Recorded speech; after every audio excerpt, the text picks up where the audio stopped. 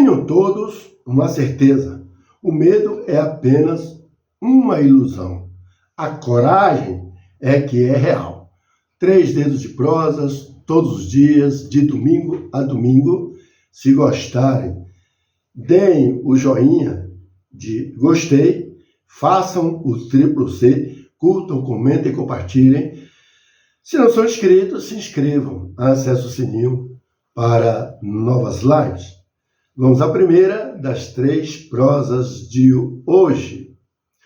O ex-presidente do Banco Central, o economista Armínio Fraga, provocou revolta ao dizer para a imprensa que o salário mínimo deveria ser congelado no valor que aí está por pelo menos mais 6 anos.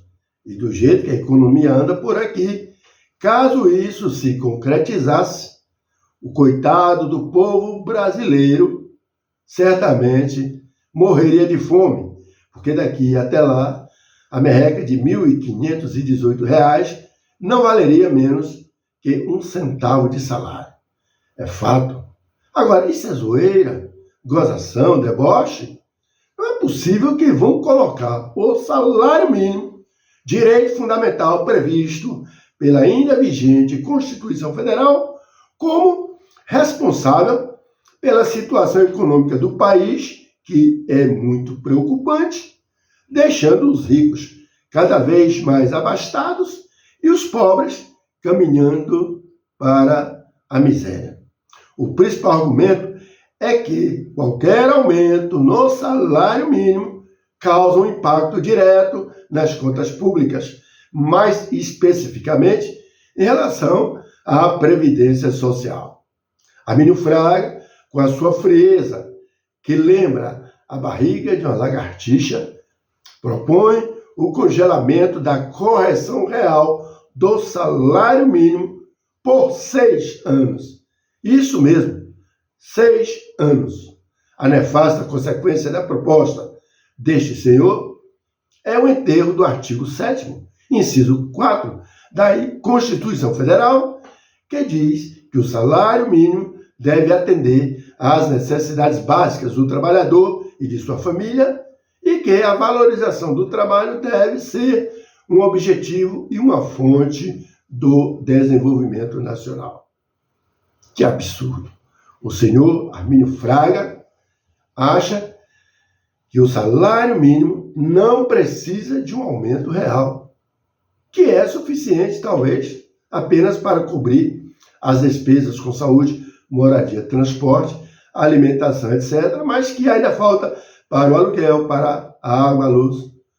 O que vem deixando os cofres públicos vazios, senhor Armínio, causando um déficit assustador, são os gastos para manter as mordomias do poder e o tomar lá da cá, a dinheirama das emendas parlamentares sem nenhuma prestação de contas. Colocar o salário mínimo como vilão, o responsável pelo rombo nas contas públicas, é de uma gigantesca insensatez, um ato desumano protagonizado por quem está desprovido de sentimentos, de espírito cristão, neste nosso comentário dentro desta Semana Santa. Meu Deus, há quanto andas para um futuro incerto este país? Se tudo tiver caro, não compre. Se não pode comer carne, coma ovo. Se o ovo também ficou caro, coma carne de soja. Ah, ainda não dá? Talvez uma carne para hambúrguer. E, em último caso, miojo.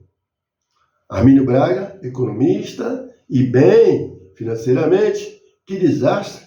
Ainda que a sua sugestão de congelamento de salário possa fazer até algum sentido, porque a economia realmente é virar mundo, mas só desaba sobre a cabeça exatamente do pobre, que o assalariado é pobre. Armínio Fraga, calado, é um bom poeta. Depois dessa, uma boa notícia: as obras de ferrovia de integração Oeste-Leste FIOL serão retomadas em um trecho localizado no sudoeste da Bahia. A informação foi divulgada pela Agência Nacional de Transportes Terrestres, a ANTT. Com 75% dos serviços já executados, as atividades foram suspensas desde o dia 1º de abril, dia da mentira, mas fato real, conforme até foi divulgado em nossas lives, mas deve ganhar novo fôlego nos próximos dias. O trecho em questão pertence ao lote 4F do FIOL 1, que liga o município de Ilhéus, no litoral sul, a Caetité, no sudoeste baiano, em uma extensão de 537,2 milhas. A nova fase das obras contempla os municípios de Brumado, Taniaçu, Ibiaçucê, Caetité, Lagoa Real e Rio do Antônio, todos localizados na região conhecida como Sertão Produtivo. Em Caetité, além da continuidade da linha férrea, está prevista também a construção de um terminal intermodal, que deverá fortalecer uma estrutura logística para o escoamento da produção mineral e de grãos desta região. A retomada das obras foi anunciada pelo governo federal durante a visita do presidente Lula a Ilhéus, ainda lá em julho de 2023, mas houve uma interrupção em 2024, agora retomadas nos próximos meses, conforme o novo programa de aceleração do crescimento PAC.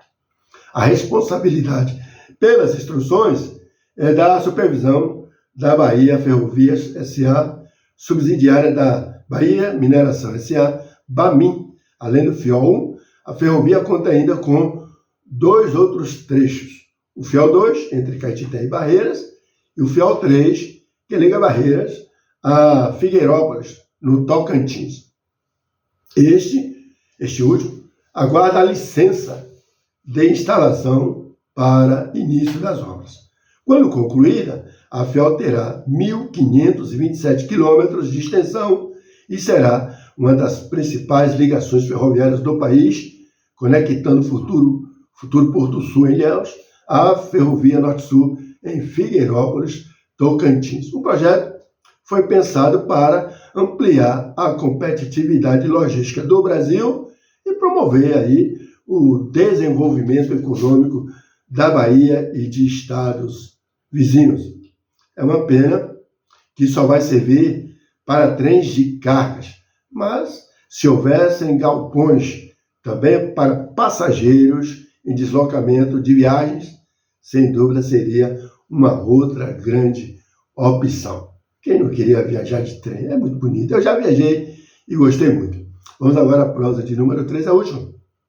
Demorou, mas finalmente chegou. A Agência Nacional de Vigilância Sanitária, Anvisa, aprovou segunda-feira, 14, o pedido para registro definitivo da vacina contra a chikungunya, emitido pelo Instituto Butantan, em parceria com a empresa farmacêutica Valneva. O imunizante está autorizado para ser aplicado no país na população acima de 18 anos. A vacina foi avaliada nos Estados Unidos em 4.000 voluntários de 18 a 65 anos, sendo que 98,9% dos participantes do ensaio clínico produziram anticorpos neutralizantes com níveis que se mantiveram robustos por pelo menos 6 meses. Os resultados foram publicados na revista científica The Lancet em junho de 2023. O imunizante contra a chikungunya já recebeu a aprovação da Food and Drug Administration, FDA, agência reguladora dos Estados Unidos, e da Agência Europeia de Medicamentos, EMA, da União Europeia. Essa é a primeira vacina autorizada contra a doença, segundo o governo de São Paulo, ao qual o Instituto Butantan é vinculado. O parecer favorável da Anvisa representa um importante passo na aprovação de uma versão do imunizante do Butantan, que já está em análise pela agência reguladora. As duas vacinas têm praticamente a mesma composição. Agora, o Instituto Butantan está trabalhando em uma versão como parte do processo realizado no Brasil. O imunizante terá, ou aliás, será adequado à possível incorporação no enfrentamento da doença em nível de saúde pública. A chikungunya é uma doença viral transmitida por meio de picada de mosquitos, principalmente o Aedes aegypti infectados, os mesmos que transmitem a dengue e zika.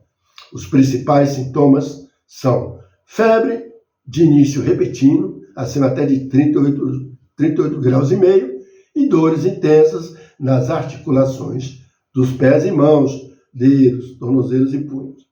Pode acontecer também dor de cabeça, dor muscular e manchas vermelhas na pele. Alguns pacientes podem desenvolver dor crônica nas articulações e até chegar à morte. As informações são da Agência Brasil. Se gostaram da live, dê um like de positivo, curta, comenta e compartilhe. Se não são inscritos, se inscrevam, acesse o sininho para novas lives. Até a próxima!